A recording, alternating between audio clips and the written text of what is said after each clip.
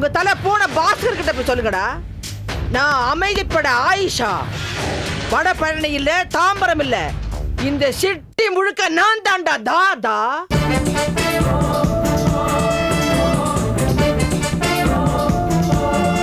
கொலை, கொள்ளை, கற்பழிப்பு, பிட் பாக்கெட் எது நடந்தாலும் அதெல்லாம் பாத்துக்கிட்டு இந்த ஆயிஷா சும்மா இருக்க மாட்டா. பால சுருட்டிட்டு பேசாம போயிடுங்க. இந்த ஏரியா விட்டு போயிடுங்க, இல்லைன்னா கொன்னுடுவேன். போங்கடா, போயிடுங்கடா, போங்கடா. அந்த அருவாளை எடுத்துட்டு போடா. போடா. யா ஆயிஷா, இவங்களை காப்பாத்தினா சரி, என்னமோ பெரிய வீரவசனம்லாம் பேசு, நீ அது எதுக்கு?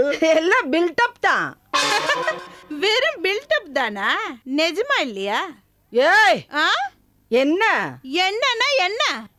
நொண்ணா அப்பா மறுபடியும் ஆரம்பிச்சிட்டாங்கப்பா, ஆரம்பிச்சிட்டாங்க. ஐயோ, நீ ஆரம்பிச்சிடாதடா. ஆமா, நல்ல நேரத்துல அவங்க கிட்ட இருந்து எங்க உயிரை காப்பாத்துனீங்கம்மா. ரொம்ப நன்றிங்கம்மா. நன்றிங்கய்யா. நீங்க இல்லனா அவங்க எங்களை கொன்னு இருப்பாங்கம்மா. ரொம்ப நன்றிம்மா. எங்களுக்கு எதுக்குமா நன்றி? நீங்க நல்லா இருந்தா அதுவே எங்களுக்கு போதும். ஆமா, இங்க இருந்து கிளம்பி எங்க போறீங்க? எங்க ஃப்ரெண்ட்ஸ் காரோட வெயிட் பண்ணிட்டு இருக்காங்க சார். நாங்க திருப்பதி போய் கல்யாணம் பண்ண போறப்பதான் வழியில இந்த கலாட்டா ஆயிடுச்சு. அவங்க வெயிட் பண்ணிட்டு இருக்காங்க. நான் வரேங்க. ரொம்ப நன்றிங்க. போயிட்டு வரேம்மா. போயிட்டு வாங்க.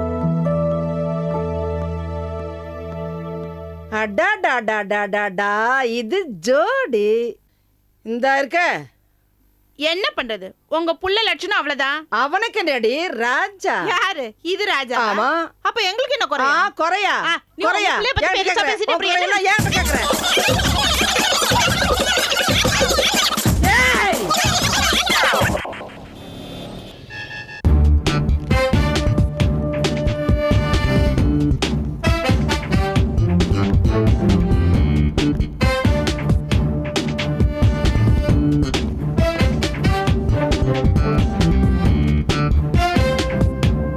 உலகமே ஆச்சரியமாக பார்த்து கொண்டிருக்கும் இந்த விசித்திரமான வழக்கில் நான் என்ன தீர்ப்பு சொன்னாலும் அது வரலாறாகிவிடும்.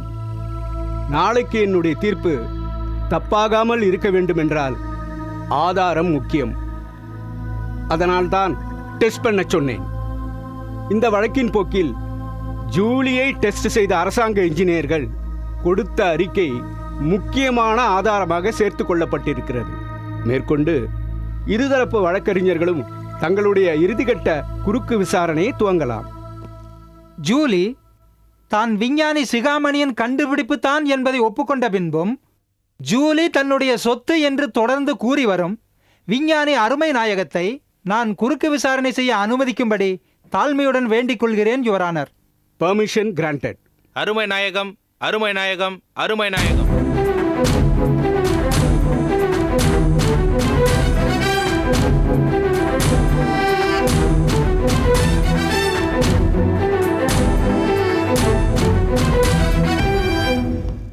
மிஸ்டர் அருமை நாயகம், நாட்டுக்காக எத்தனையோ பல அரிய கண்டுபிடிப்புகளை வழங்கிய நீங்கள் தனி ஒரு மனிதனாக நின்று போராடி ஹைட்ரோபாமை கண்டுபிடித்து இந்தியாவை வல்லரசாக மாற்றிய பெருமைக்குரியவர்கள் நீங்கள்.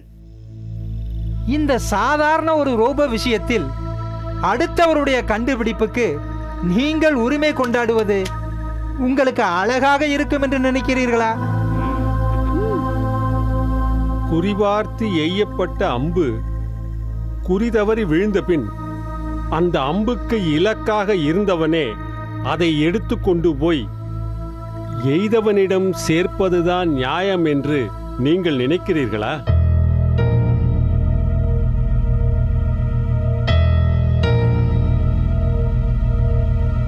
நான் கண்டுபிடித்த எத்தனையோ விஷயங்களை நாட்டுக்காக அர்ப்பணித்த பிறகும் இந்த ஜூலிக்காக நான் இவ்வளவு போராடுகிறேன் என்றால் அதில் ஏதோ ஒரு நியாயம் இருக்கிறதென்று ஏன் உங்களுக்கு புரியவில்லை? என்னதான் நியாயம் இருந்தாலும் அது அடுத்தவர் பொருள் தானே. இது உண்மையா பொய்யா? உண்மைதான். Note this point, your honour. You can go. That's all, your honour.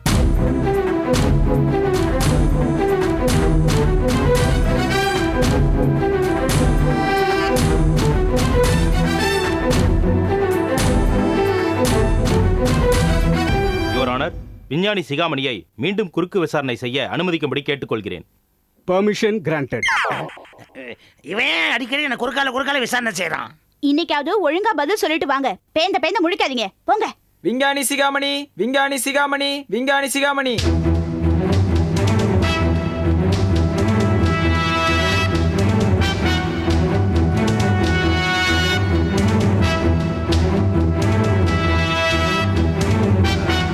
விஞ்ஞானி சிகாமணி? நீங்க என்ன வெறும் சிகாமணின்னே கூப்பிடலாம். அப்போ நீங்க விஞ்ஞானி சிகாமணி இல்லையா? நான் விஞ்ஞானி சிகாமணி தான். அப்புறம் ஏன் வெறும் சிகாமணின்னு கூப்பிட சொல்றீங்க? ஐயோ, இவர் என்ன ரொம்ப குழப்பறாரு யுவர் ஆனர். தேவையான கேள்வியை மட்டும் கேளுங்கள். Yes your honour. ஜூலி உங்களுடையதா, உங்களுடைய கண்டுபிடிப்பா? ரெண்டும் ஒன்று தானே சார்? இல்ல, வித்தியாசம் இருக்கு. இப்போ இந்த தொப்பி உங்களுடையதா இல்ல உங்களுடைய கண்டுபிடிப்பா? தொப்பி என்னோட கண்டுபிடிப்பு இல்ல, ஆனா இந்த தொப்பி என்னோட தான். ஏன்னா நான் தானே காசு கொடுத்து இதை வாங்கியிருக்கிறேன். ஆனா இது ஜூலி விஷயத்துல பொருந்தாது. ஜூலி என்னுடைய கண்டுபிடிப்பு மிஷினு. அதை அருமநாயகம் கடத்திட்டு போய் அதோட சாஃப்ட்வேரை மாற்றி வச்சு தன்னோடதுன்னு சொன்னா நான் ஒத்துக்குவேனா? நீங்க எப்படியாவது அவர்கிட்ட என் மிஷினை வாங்கி கொடுத்துருங்க யுவர் ஆனர். மிஸ்டர் சிகாமணி, உங்ககிட்ட குறுக்கு விசாரணை நடந்துகிட்டு இருக்கு. வக்கீல் உங்ககிட்ட கேட்கிற கேள்விக்கு மட்டும் பதில் சொல்லுங்க. நீங்க ஜூலியை எப்போ கண்டுபிடிச்சீங்க? 6 மாசம் முன்னாடி. அது எப்போ காணாம போச்சு? கண்டுபிடிச்ச 15 நாளே காணாம போயிடுச்சு.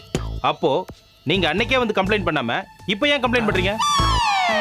நியாயமா பேசி தாஜா பண்ணி கூட்டிட்டு வந்துடலான்னு பார்த்தேன், ஆனா அது வரல. ஏன் வரல? நீங்க பேசுனதுல நியாயம் இல்லையா?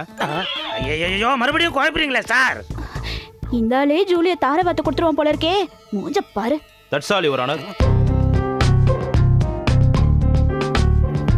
மிஸ்டர் சிகாமணி, நீங்க போலாம். மிஷினை கூட்டு போலாமா? அத ஜட்ஜி சொல்லுவாரு. இந்த வழக்கின் தீர்ப்பு வருகிற 7ஆம் தேதி தள்ளி வைக்கப்படுகிறது.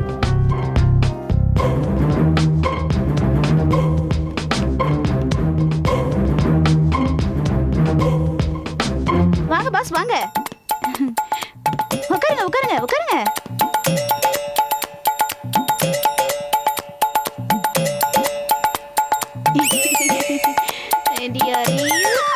போயா கொய்யா தண்ட மாதிரி நிக்கிற. கேட்ட கேள்விக்கு பதில் சொல்ல வேண்டியதானே? பேபேபன் முழிக்கிற. மூஞ்ச பாரு.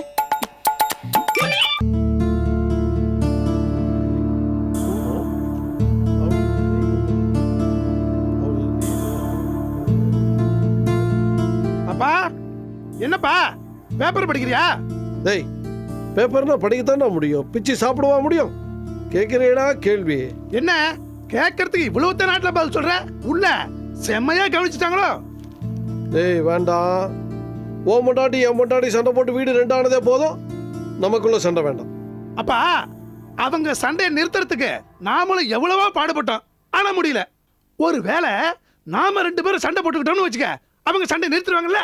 முட்டாளே, மாமியார் மருமக அடிச்சுக்கலாம்டா, அப்பளும் புள்ளைய எதுக்குடா அடிச்சுக்கணும்? ஓ, இதுல இப்படி ஒரு சென்டிமெண்ட் இருக்கோ?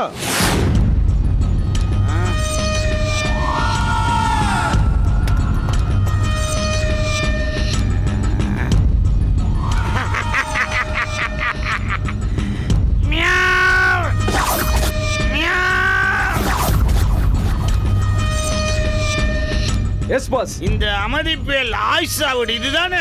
Yes boss. Follow me.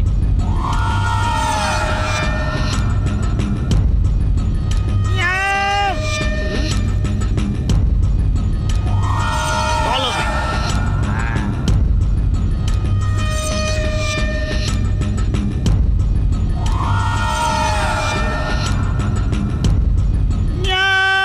என்னங்க ஏதோ பூனை சத்தம் கேக்குது? ஆமா.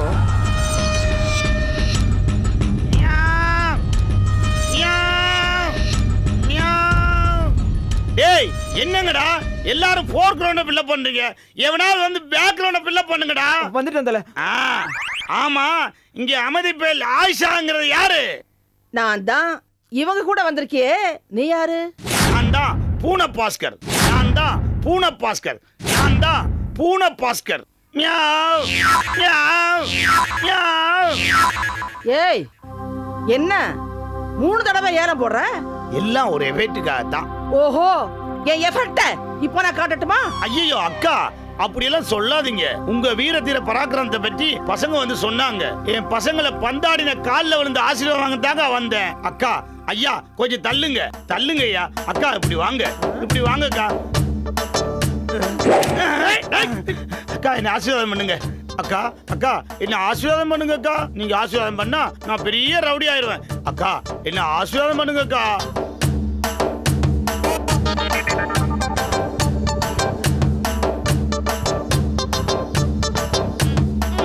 பண்ணுங்கக்கா. எந்திரி முதல்ல. எழுதுறேன்.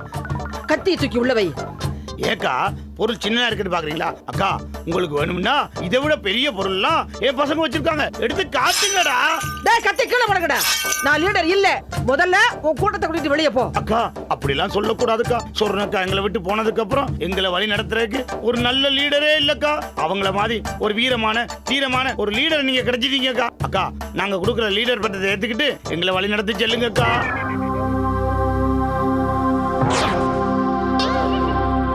சொர்ணாக்காவா? சொர்ணாக்கா வீட்ல இந்த மாதிரி நடந்துகிட்டா இந்த மாதிரி ஆளுங்க தான் உங்களுக்கு தலைவி பதவி கொடுப்பாங்க. ஏய் யார பார்த்து என்ன வார்த்தை பேசுற? அக்கா கோவப்படுங்கக்கா, கோவப்படுங்க, நல்லா கோவப்படுங்க. இதாக்கா வேணும். ஏய் முதல்ல வெளியே போ. நான் லீடர் எல்லாம் வழி நடத்துறவளே இல்ல. ஏதோ காதல் ஜோடியை ஒண்ணு சேர்த்து வச்சேன். என்ன ஏன்டா வம்புக்கு இருக்கிறீங்க? முதல்ல வெளியே போடு. அக்கா நீங்க அப்படி சொல்லக்கூடாதுக்கா. நீங்க அப்படி சொல்லிட்டா இந்த குழந்தைகள் எல்லாம் யாருக்கா வழி நடத்துவா? டேய் அக்காக்கு எடுத்து சொல்லுங்கடா. நம்ம வீட்டுக்கு வந்த சோதனையை பாரு. ரவுடி பயலுங்களா வீட்டுக்குள்ள வந்துட்டாங்க. அக்கா நீங்க ஃபீல்டுல இறங்கி கத்தி எடுத்து கலக்க வேணாம். இந்த மாமூல் வசூல் பண்றது, கட்ட பஞ்சாயத்து பண்றது, வழி பறிக்கிறது, திருட்டு பண்றது, இந்த மாதிரி விஷயங்கள் எல்லாம் உங்க பேரை வச்சு நாங்களே பாத்துக்கிறோம். அக்கா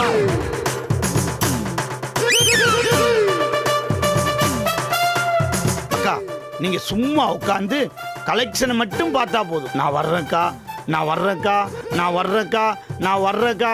டேய் அமதிப்பேல் ஆயிஷா வாழ்க. அமதிப்பேல் ஆயிஷா வாழ்க. அமதிப்பேல் ஆயிஷா வாழ்க. அமதிப்பேல் ஆயிஷா வாழ்க. அமதிப்பேல் ஆயிஷா வாழ்க. அமதிப்பேல் ஆயிஷா வாழ்க. அமதிப்பேல் ஆயிஷா வாழ்க. அமதிப்பேல் ஆயிஷா வாழ்க. அமதிப்பேல் ஆயிஷா வாழ்க.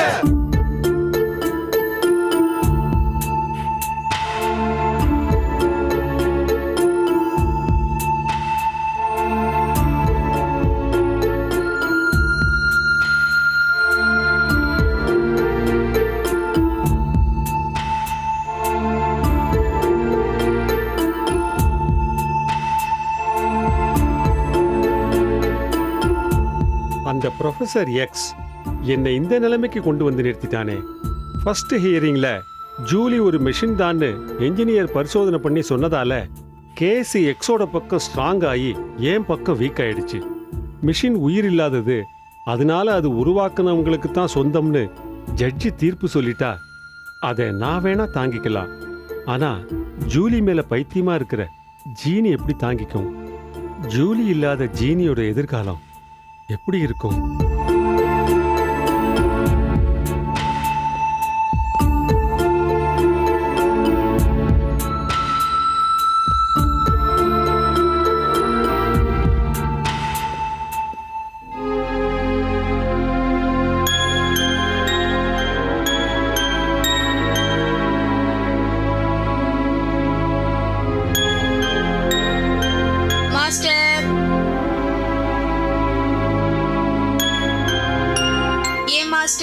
தீர்ப்பு எப்படி வரும் நினைச்சா இப்படி கவலையா இருக்கீங்க? கவலைப்படாதீங்க மாஸ்டர். என்ன அந்த எக்ஸ் கூட போக சொல்லி ஜட்ஜ் தீர்ப்பு சொன்னாலும் நான் ஜீனியையும் உங்களையும் விட்டு போக மாட்டேன். நான் உங்க கூட தான் இருக்க விரும்புறதா கோர்ட்ல சொல்ல போறேன். ஏன் மாஸ்டர் அப்படி பாக்குறீங்க? உருவாக்குனது எக்ஸா இருந்தாலும் நான் இப்போ உங்க உடமை இல்லையா? நான் ஜீனியோட வாழ்க்கை துணை இல்லையா? நான் இந்த வீட்டுக்கு விளக்கேத்த வந்தவ, இந்த வீட்டு மருமக. என் சம்மதம் இல்லாம இங்க இருந்து போக சொல்ல உங்ககிட்ட இருந்தும் ஜீனி கிட்ட இருந்தும் என்ன பிரிக்கிறதுக்கு யாருக்கும் ரைட்ஸ் கிடையாது. வாழ்வோ சாவோ நான் இங்கதான் இருப்பேன். இங்க இருக்கிறது தான் எனக்கு சந்தோஷம், எனக்கு பாதுகாப்பு. ஆமா மாஸ்டர், ஜூலி சொல்றது நியாயம்தானே. நான் இங்க தான் இருப்பேன்னு ஜூலி அடிச்சு சொல்றப்ப ஜட்ஜி எப்படி ஜூலிய எக்ஸ் கூட போக சொல்லி உத்தரவிட முடியும்?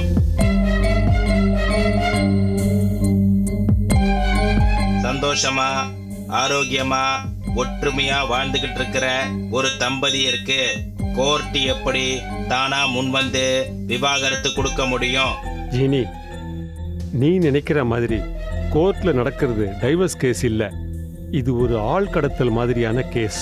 நானா விருப்பப்பட்டு வந்தத கடத்தல்னு எப்படி சொல்ல முடியும் மாஸ்டர்? ஜூலி, இங்க வந்து சேர்ற வரைக்கும் அந்த எக்ஸ் தானே உன்னோட மாஸ்டர். அதுக்காக யாரையும் காதலிக்க கூடாதுன்னு சட்டம் இருக்கா மாஸ்டர்? எக்ஸ் இங்க அனுப்புனதே ஹைதராபாத் திருடுற திட்டத்தோட ஒரு அங்கம்ங்கிற கோணத்துல பார்க்க போனா முழு முதற் குற்றவாளி அந்த எக்ஸ் தான். அவரை தான் முதல்ல பிடிச்சு ஜெயில போடணும் மாஸ்டர். ஜூலி, பக்க விளைவுகளை விட சொல்லப்பட்ட குற்றச்சாட்டுகளுக்கு மட்டுமே கோர்ட் அதிக முக்கியத்துவம் கொடுக்கும். அப்போ தீர்ப்பு எப்படி இருக்கும்னு நினைக்கிறீங்க மாஸ்டர்? நமக்கு சாதகமா இருக்குமா இல்ல பாதகமா இருக்குமா? எப்படி இருந்தாலும் நியாயப்படி கோர்ட்டு கொடுக்கிற தீர்ப்புக்கு நாம தலைவணங்கி தானே ஆகணும். இவ்ளோ சொல்லியும் சட்டம் நம்மள பிரிச்சிரும்னு கவலைப்படுறீங்களா மாஸ்டர்? ஜூலி, அப்படி நீ எங்களை பிரிய வேண்டிய நிலைமை வந்தா எங்க நான் பழைய நிலைமைக்கு வந்துருவனோன்னு மாஸ்டர் பயப்படுறாரு. கவலைப்படாதீங்க மாஸ்டர், இன்னொரு தடவை நான் அப்படி ஒரு தவற பண்ண மாட்டேன். மாஸ்டர், எனக்கு விதிச்சது இவ்வளவுதான்னு நான் மனசை தேத்திக்கிட்டு நார்மலா வேலையை பார்க்க ஆரம்பிச்சிருவேன். ஜீனி. ஆமா ஜூலி, கடவுளா பார்த்து நம்மள பிரிக்கிறப்போ அந்த கோவத்தை நான் ஏன் மாஸ்டர் கிட்ட காட்டி அவரை நோகடிக்கணும்? நம்ம விதிக்கு அவர் என்ன பண்ணுவாரு ஜூலி? ஜூலி, இப்படியெல்லாம் பேசிட்டு போறதுனால ஜீனிக்கு உன் மேல பிரியம் குறைஞ்சு போச்சுன்னு நினைச்சிடாத. நீ அதை விட்டு பிரிஞ்சிடக்கூடாதேங்கிற ஆதங்கத்தினால தான் இப்படி பேசிட்டு போகுது. நல்ல தீர்ப்பு வரும்னு நாம எல்லாருமே நம்புவோம். நம்புவோம் மாஸ்டர்.